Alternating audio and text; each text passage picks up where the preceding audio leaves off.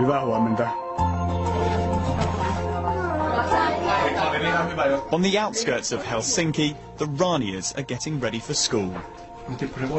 Urmas and Tina have 4 children. 3 of this hungry bunch are all educated at their local state school. For the girls, it's a short walk away.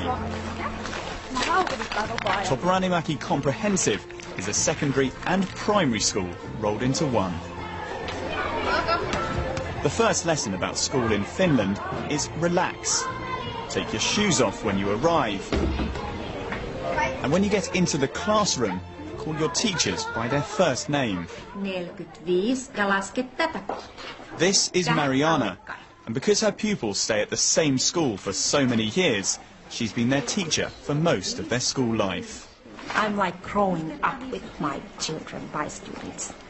And I see the problems what they probably have when they are small, when they come to school. And now, after 5 years, I still know and I still see what has happened in their youth. What is the best things what they can do? I tell them that I'm their school mother. Le café, le salon de thé, le salon de thé. Learning foreign languages here is seen as key.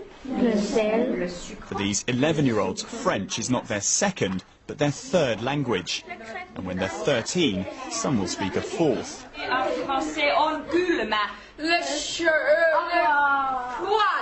But in Finland, success is not measured by winners and losers. Learning is more like a team game. The best and worst pupils in any subject are taught together. Controversial maybe, but something they say works. It's very important to have everyone in the same class, but of course that creates a problem every now and then, because there are some that are really, for instance in English, they're fluent in English, they're very good, and then there are some that need special attention, but of course we try to give that to them. Giving pupils extra help is standard practice.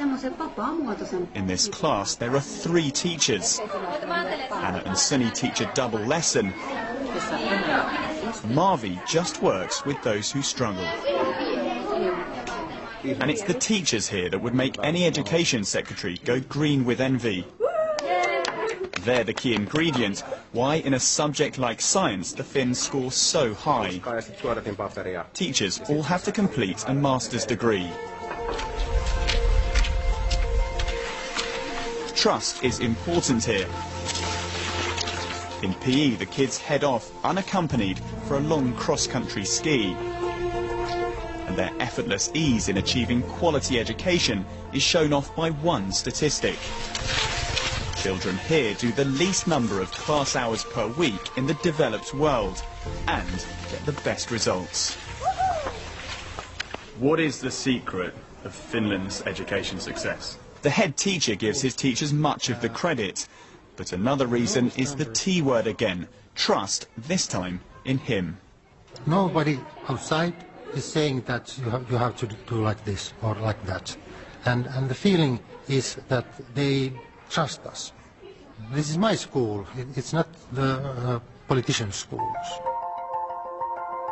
In countries like the UK and the US, education is built around the idea of competition.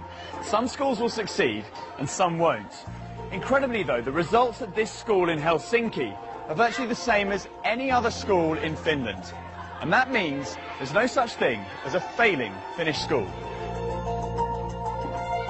Finland's success has kick-started a kind of education tourism. More than 100 foreign delegations visited last year. But the woman in charge admits there's still room for improvement. The Finnish system, it supports very much those pupils who has learning difficulties, but we have to pay more attention also for those pupils who are very talented. And now we have started a pilot project about it also, that how to support those pupils who are very gifted in some areas. We called on one of the country's biggest success stories. What do Finnish businesses want for the future?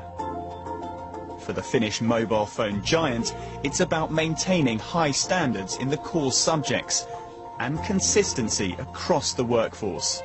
What we want the education system in Finland to continue doing is to keep a very good level in mathematics, science and technology-related subjects.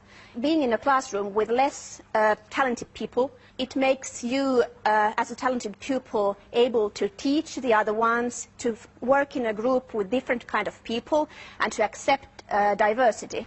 So back to the Ranias and the youngest in their family. Otto is 6, and like all children in Finland, he won't start at proper school until he's 7. The thinking that by then he'll be itching to start classes, but in the meantime, it's lessons with Mum at home. How was your day at school today then? I really like the textiles lesson. Like Tina's spaghetti bolognese, Finland's success is part homemade. It's very interesting to hear what they've done. They have a culture here of valuing education, and parents know they have a key role to play too. Explaining why the Finns score high isn't easy. Unlike other European countries, Finland has very little immigration. So when pupils start learning, language isn't a problem. But their system's success is built upon the idea of less can be more. When you have relaxed schools, free from politicians, where nobody gets left behind. Hyvää yötä. Tom Burridge, BBC